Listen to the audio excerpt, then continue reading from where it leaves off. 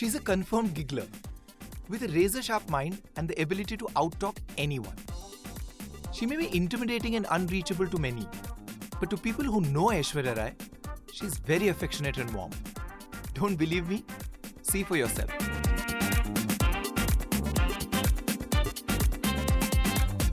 Welcome to the show. Thank you. Thank you so much. Thank you really for being on my show. I'm really excited about this one. Glad to come on board. I've always wanted to ask you this question ever since I've met you. I've seen you in various situations, at parties, I've seen you at home.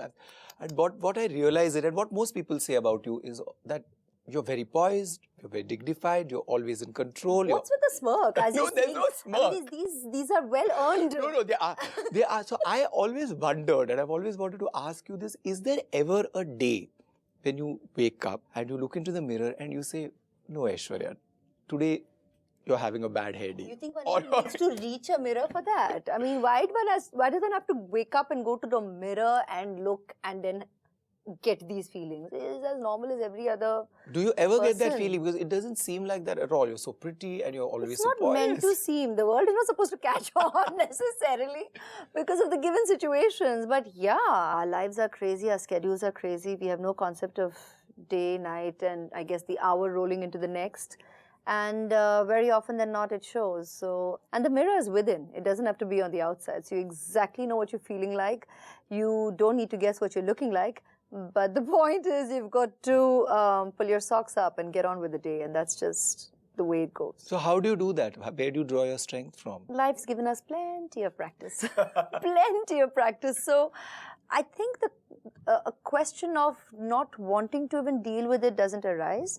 You can feel it. I mean, we're humans. So you do tend to sometimes, the exhaustion catches up. But when it comes to, say, work in film, and I'm sure you've always heard creative people here, whether it's artists or technicians, we'd always say it's the excitement of the creative aspect that you're going to on the day that propels you. What's interesting, though, about my life is, though I'm not born to this fraternity, but still, I just took to it like this was the most natural experience to happen to me. So I think comfort speaks volume. That itself, I think, naturally energizes you. You know, Manish Malhotra, he's a friend of ours, a common friend of ours, and he told me something very interesting about you. Okay. He said, Curious. Yeah. He said interesting under inverted commas. No, not inverted commas. I really mean it. And he said, by far the most physically resilient person is Aishwarya. And he gave me an example. He said that when we went to shoot for Robot, Machu Picchu, this is his favorite incident. So he was saying that she's physically resilient, and I was really surprised by that because we were doing these terrains which were very difficult. Yeah. There were sand flies which were biting us at all times, and yet she was wearing these costumes and she was a trooper. You know, when one sees you, you look like a fragile beauty queen who needs protection, and then here's a side to you which you hear about, which is like... He slipped in the beauty queen bit. Thoda sa, let's just sneak that number in. But thanks. You are a beauty queen. Outgrown that a long time ago, but thanks. No, I don't mean it in terms of the title. I mean it in terms of somebody who's beautiful and looks like a queen. Can't argue with the writer, and he'll be quicker than anyone around here. No, I've been told that I think it's all from within here when it comes to strength. I've always been a mind over body person when it comes to dealing with her every day, and I recognize that, I think, definitely working in this industry. Or probably slightly earlier. I was a science student. So when you're a science student in junior college, you're dealing with so much. Your days are really long. The education aspect is crazy. So in terms of the kind of hours that you put in. And then I went into architecture for a bit. So like you're dealing with projects, you're dealing with submissions. And I had kind of started working on the side. So at 19, I was already probably doing the double shift in life. It was already crazy in terms of being nocturnal becomes part of your life. So it started early and then it's become a way of life over the years. So when did this turning point happen from architecture to entertainment business? What was that moment? What was that experience that made you decide that, architecture is something that I love so much, but... Actually, I've done everything 2 years after I was being invited to that to that aspect of my life. When I was in junior college, at the end of my 11th grade, there was a professor, an English professor in Jai Hind. She was also a photojournalist on the side, like a fashion journalist with magazines. And so she asked me to do a fashion spread for her. And at one point I was like, no, because when you're in college, there are all these college festivals. And later I met a lot of the people who used to then visit college and come around giving their cards and say, there's an audition happening here, or they're looking for the next big thing in different aspects of advertising. And I had always shunned all that. I never participated in any of the inter or intra-collegiate fashion shows or whatever, photography competitions or stage stuff, nothing. So from everyone's perspective in junior college, I was this really shy, really happy to be away from all these experiences kind of personality. And then bam, there they see me just go and do stuff professionally. And in fact, I got teased by a lot of my friends. They were like, so is this the larger plan? That you only go professional, but not this kind of stuff? This is really amateur? And I'm like, no, there's no big plan to it. I just did this one which turned out to be two, because at that photo shoot, whatever they managed to get, they kind of made 2 or 3 features out of it and the cover of one magazine. Again, I got into architecture. I was studying. I was asked for Miss India, Miss World and all of that. I said Miss India, but I had said no for a year. So as a result, Miss World happened almost a year and a half after the industry was inviting me. And it was that experience, Miss World, the title Miss World, that kind of compelled me to have a semester off, because that happens in November. So suddenly when I came back, overnight I was this celebrity being felicitated and honored with the most wonderful homecoming and all of that. But the night before I was a student. And then suddenly you're like the celebrity. You had auditioned, if I'm not mistaken, for Raja Hindustani. I hadn't auditioned. That Dharmesh himself is the character. Forget the fact that he'll audition anybody else. He's performing for you all the time already. So I was Aarti. And I'm like, I don't even know if I'm joining the movies. And he'd go, Aarti. He called me Aarti for a bit, because we lived in the Khar Bandra area, so there's certain common places, shops or whatever, that you run into each other, the video parlor, and where we get our movies from. So if I'm there with my mom, he'd be like, Aarti, that's you. And then he'd start, Raja, the scenes and everything. And I'm like, I don't know if I'm joining the movies. I don't know what's going to happen. So that's, in fact, I decided I have to at least firmly put out, I'm not joining the movies, because I was very tempted at the time. It's like Yashji used to say, Karlo architecture. You will come and you will be designing my sets. From there, I'll bring you in front of the camera. No problem, do that. Shraddha Kapoor wonderfully said, he said, look, I was also all about education. And I went and I worked and got my degree and I was in finance. But here I am making movies today. So do your thing. Complete your education, but this is where you're going to be. I mean, so there were different wonderful energies. What I did know deep down within, when you say, did you know you'd always be a movie star? No. But I did know that if I chose to do one, it would be a choice. It's not a walk in the park. It's not for a lark. For many years, I kept hearing was that if you really want to have a watertight contract, then the prototype is Aishwarya's contract. Oh my God. This was something I kept hearing all the time from the ad world, because everybody used to say that she's just so precise and there's nothing, that she doesn't think of. There's nothing that she's not taken care of. Honestly, that's not, we are made out to be like as if this is constructed robotic, everything goes. It's inherent, really. It's not an effort. It's not something that I take everything so seriously to project seriousness. I'm the same person when I say giggle, I can remind, because when people see the serious side, that's something that obviously people remember, but when there's a reference to the giggler, I still giggle. Because that's just who I am. Unfortunately, with the giggle, people kind of like to attribute flippant or airheaded. That's not necessary. And at the same time, when you are committed, or you have a God-gifted ability to be able to sieve, and if you can do that and perceive, if that exists, I'm sure you'll apply yourself. And I'm glad on it for me, because that's the only way I know to work. And I'm glad because it kind of underlined the sense of working for me. I guess that's who I am, and that's what working is for me. And it's the entire aspect of it. It's fully rounded. for those who didn't know, I used to sometimes faff. I was running everything by a lawyer, but it wasn't. Oh shoot, I should never have confessed. That doesn't happen today.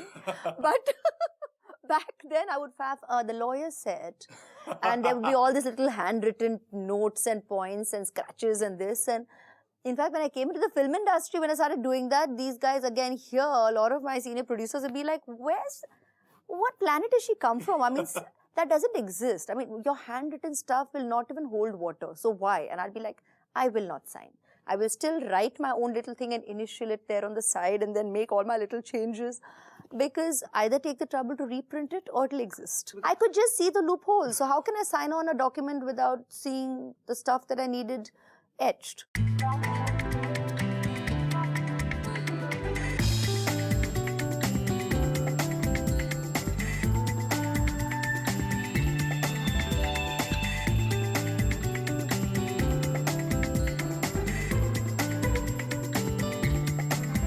You're one of those rare actresses who has actually made a very successful transition from the 90s to the 2015s, because a lot has changed. Yeah. And it's changed much more rapidly in the last 10 years than it had before. Even your decisions, like for instance, it was perceived that an actress getting married at the peak of the career is detrimental. And yet you chose to do that. I wouldn't have had it any other way. It wasn't planned, but the way it's all worked out, it's absolutely after my heart. I mean, this is what I would have wanted to say in terms of my choices. I didn't dream I'd get married in the middle of a film, Ashu, honestly. That I didn't. It wasn't after my heart, because it was like kind of shocking. I was like, oh my God, you're making a historical Jodha Akbar. And there are sets. And suddenly, we were getting married in April and the movie wasn't over. We had to complete it before the rains came in. Yeah. So that was kind of crazy, but I worked really hard on both aspects when it comes to personally planning the wedding between both families.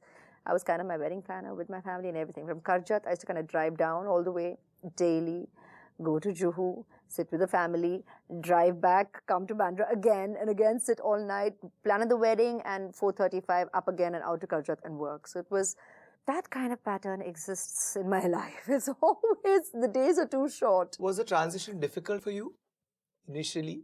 I already knew Ma and Pa, maybe Pa even more so, because I'd worked with him. So that's something I did before I became family, and having become family, I haven't taken that for granted. I mean, you don't completely suddenly cease to see that or cease to recognize that. That remains. And Ma has contributed immensely as an actor, as an artist in all the movies she's done. You then discover living together, which is different from meeting on a set, but that holds true in for Abhishek and me. You discover living together in a marriage as opposed to just meeting as colleagues on a set, it changes, or you discover aspects of life, and that's just the way it is. I did take a break then for family. I said, because I'm going to take a few months off, which was the first time ever in my career from the age of 19. I'd never taken a couple of months like that. It was about, I think, almost 4 or 5 months to embrace this transition in life. I had got married because I was still shifting from Bandra to Juhu forever. So I said, I'm kind of now shifting. And this is home. Like initially, when someone says home, Bandra would still come to you because you're suddenly still adjusting to Juhu, and especially in our lives, because you're not just staying home, we're up and about and working and running and traveling. So I gave that time out to embrace my reality. And that's what you did with Aradhya as well. When the moment she was going to be born, you really took time off from it. When motherhood happened, I recognized that it's me, and I was completely into it. I did not feel remotely like I'd cut out or cut away from showbiz or an aspect of it. I may not have been acting in front of the camera to a script, but when it comes to walking into a room with lights, doing interviews, doing my endorsements, walking into studios, a lot of, or most of whatever endorsements I did, the DOPs and the crew were people I had always worked with. So it's not like I suddenly interacting with an absolutely new bunch of people to feel cut away. From like the 4th month, I was already doing appearances and a couple of photo shoots. Yeah, even in that size. That's another thing I wanted to ask about, the size. Size was something that was spoken about a lot during that phase. Yeah. But did it bother you? But evidently not. By the looks of it, I was blissfully committing. This is my assignment. My brands, thank you all. You all have been superlative because you've actually spoken volumes for us women, because it wasn't even a topic of conversation. So like I said, when you get to work with like-minded people, you get the opportunity to become that voice as well. And unintentionally, I kind of became the voice of stay real and keep it real, which is what I've always said, but life kind of aided that voice because of what was happening in my reality. I've always been comfortable in my skin, irrespective of what size. But the comfort became very obvious in this situation. People started recognizing it even more so now at this phase of my life. And a lot of women felt strengthened by it. And everybody was getting more and more comfortable in their skin because they could see that I was not giving in to the perception of showbiz. Again, genuinely happy, blissed out, loving every minute with my daughter. So you are very fiercely protective, one can see about Aradhya. And yet, what I found really interesting is that there are lots of pictures of us floating around. You're not so protective about her from the limelight. Like that's that's not a trait that I see very often among actors and their children. Especially initial years, everybody wants to protect their child. Don't click a picture. No, the picture should not come. But you're pretty easy about it. But initially the world did read me as what you just said, as in, what's me, possibly because I've not left her till date a single night. So she travels and I take her with me wherever I go. Initially, there used to be even a crazier frenzy to get the first image and then to get every image at every stage. But invariably, when I was traveling at an airport or something, you see most of the images, my baby was sleeping. If she's asleep, it's your natural instinct to be protective, more than covering the face. It's the flashlights. And, like the photographers have always explained, if their colleague gets a shot and they don't get a shot, and they kind of lose out in terms of showing their face professionally. So there's so much shore sharaba. Everybody is screaming around. Poor chaps, they're walking backwards, tripping over each other. One pushes the other, trying to get pictures. They'll try and jump on your shoulder if they need to. I recognize that part in terms of the reality of my world. But my infant has just come into this world and is clueless, and I don't want that to be her only reality. She's my life, So you naturally are just instinctively caring and protective and loving. To keep your child shut away, that would be silly. And in this day and age, even more so. Everybody's a photographer because you walk around and everybody has a smartphone with a camera. You'd be fooling yourself if you believe that your child will not be seen or there'll be no pictures taken. Having said that, it's not about selfie time. It's not about thrusting your face. It's not about, oh, cool, look at the way this one has yawned or laughed or sneezed and so on and so forth. And I won't put up all that. I'll still be protective because there needs to be a sense of realism,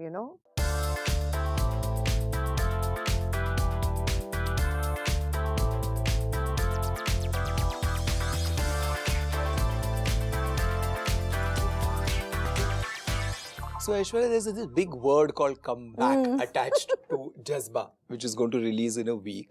And in a sense, perhaps it's justified because you have almost taken a 5-year break between your last film and Jazba. So how did it feel? Like did you feel like you had to prepare yourself because you had sort of lost touch with that part of your life because you were immersed in motherhood and you were immersed in the family life? Some truths in what you've just, answers within your question, but some not. In the sense that when you said that, did I feel I had left a certain aspect of my life? There may have been a time before, I'm assuming, when people maybe took a maternity break or career break. It was a break. Probably actors only made movies.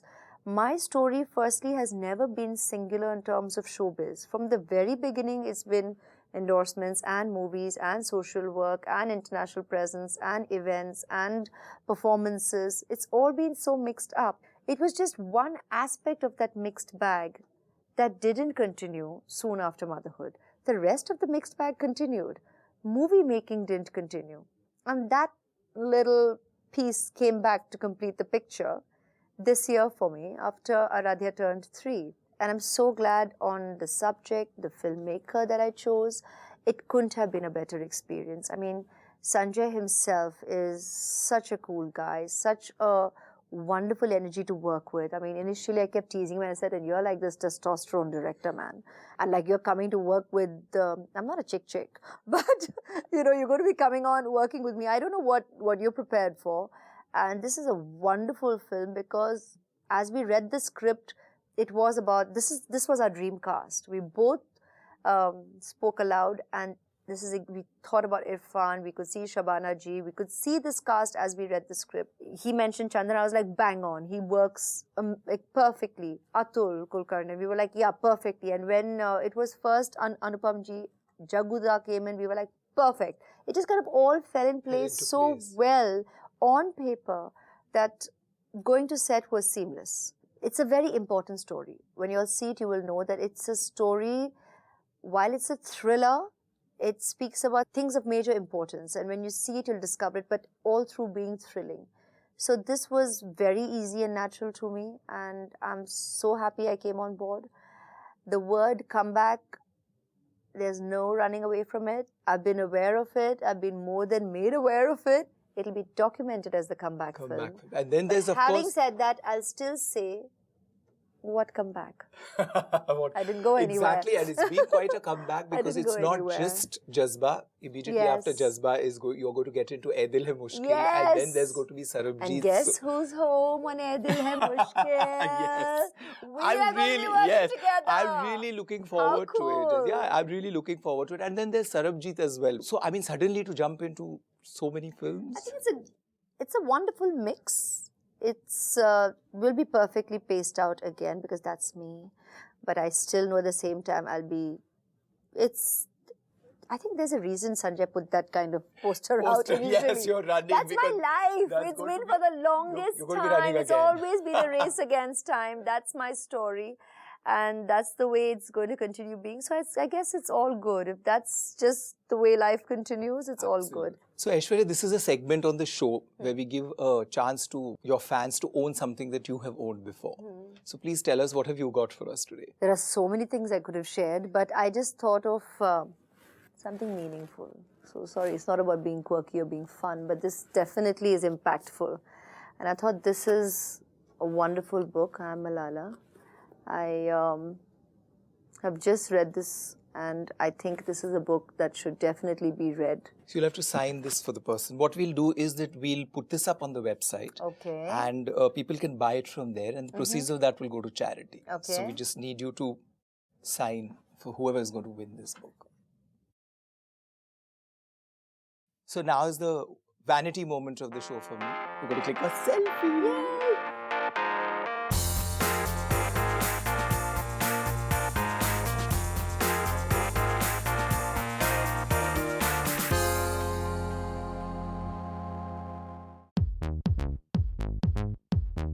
So this is a game that we play with our viewers, okay? You have to make 3 statements, out of which 2 will be truths and 1 will be a lie. And the viewers have to guess which one is a lie. Okay. So make your 3 statements. This is going to be a dead giveaway. The fact that I'm going to be sitting and thinking around here. But anyways, okay. I'm a foodie. Every morning I start my day with sweets. I end my day with sweets. And the spices go down as easily with me. So I'm an absolute foodie. I get up every morning and weigh myself. And I really am into a really strict exercise regime. I am very easy when it comes to dressing. It's all about comfort for me because that's imperative. And the lie is that I don't get up in the morning and be myself. I hardly ever step on the scale or even look in that direction. And I really wish I exercised every day, or at least started. Probably you guys have heard me say this for years, but still working on it. Still working on it. So now the segment which I call the Quick 5, where I'll ask you 5 questions and you have to answer them as quickly as possible. Okay. What is the one word that you have learned from Aradhya? Since small, when she first started saying no, she'd go no, like the little sing-song, and then I kind of kept doing that with her. So yeah, it's a unique way to say no. What are you and Abhishek most likely to fight about? I can't be that quick on that. And I ain't telling. Which is the movie that you saw last? It's, I think because of paucity of time, oh man, an actor, I shouldn't be saying this, but yeah, it's been more TV shows recently. Which is a film of any actress that you've seen in the recent past which has impressed you? You know, actors like Meryl Streep, Kate Blanchett. And in India? They're just, here, all are veterans. I mean, there's so many performances that you can rule out. So I guess I'll be sitting here again forever. Any one suddenly? Yeah, I'll be sitting here forever. Okay. Do you remember your first on-screen dialogue or line? Yes. The joke between Mani Ratnam and me, it was for Iruvar. So it's going to be a Tamil word. And I said, I think if I remember the word was Pesano. That is, I want to speak. And Mani and me till date look at each other and crack up. I said, I haven't stopped since. He said, so you said you want to speak and you haven't stopped. We both laugh about that. Did it ever bother you that you were marrying another actor? Because normally what happens is when two actors come together, it's a bit of a sort of a clash. And here you were entering a family which was full of actors. Yeah, Did all of this ever quite think all that through. No, this is pure humor. Our parents believe this, and we've always believed this, that it's not just two individuals getting married. So when it comes to the marriage, it's not just two individuals, it's the families that come together. And you embrace each other's family as your own. So you just literally, you believe you're extending your own family. I mean, really, I didn't feel I was marrying into a new or a different family. Within the homes, the attitude is, you know, these are actors, or Dadaji, he's been an author, he's been a writer. And my father has been a marine engineer, and mom has been a homemaker and a teacher. So while all this is recognized, it's not necessarily thrust in each other's face. So probably that's why Abhishek and me always instantly comfortable. And that's probably because of our roots. Not probably, definitely because of our roots. You're not on any social platform, you're not on Twitter, you're not on Facebook. Don't you ever feel the need, especially for someone who says that you want to set the record right and make sure that people don't misunderstand what you have said or what you mean? When social media first started taking flight, I just started feeling people were kind of getting a bit lost in it to begin with. For a lot of people, it became a barometer of popularity. That's not something that I wanted to partake in. Treat this, it's a wonderful medium, and it is to share your opinion. But like I said, at the same time, it can be exceedingly intrusive, but make the choices. Because I feel a lot of people feel sometimes almost compelled into giving an opinion on everything, because if not, then they're not keeping pace with the rest of the ilk. It's not necessary. You really don't have to photograph your empty plate after eating, and you really don't have to get into, oh, what a lovely meal last night, and so on and so forth, to keep updating, to be so cool that I'm so together and I'm connected. It's wonderful to stay connected with the world, but not at the cost of sitting across you and not connecting to you. And that's happening. I mean, now people talk about it more and more. Now there are little videos also going around where they'll see people at a table and everybody's on that. But that's a reality. It's not even a joke, and that's offensive.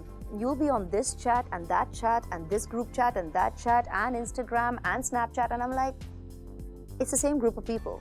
Why do you need to do it on all these little turfs?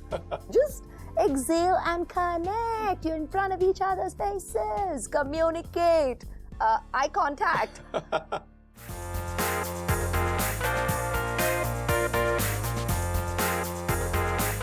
Thank you so much, Aishwarya. It was really wonderful talking to you, and there's so much that you spoke and so patiently answered all my questions. It could well be 2 episodes. Yes, it could. This is Beauty and the Beast. Don't call me a beast, horror. No, really. Yeah, so I can lose this, drop it. I know our history. All my friends are going to be very envious of this one. We're going to click a selfie. Yay. Aishwarya ma'am, good to go?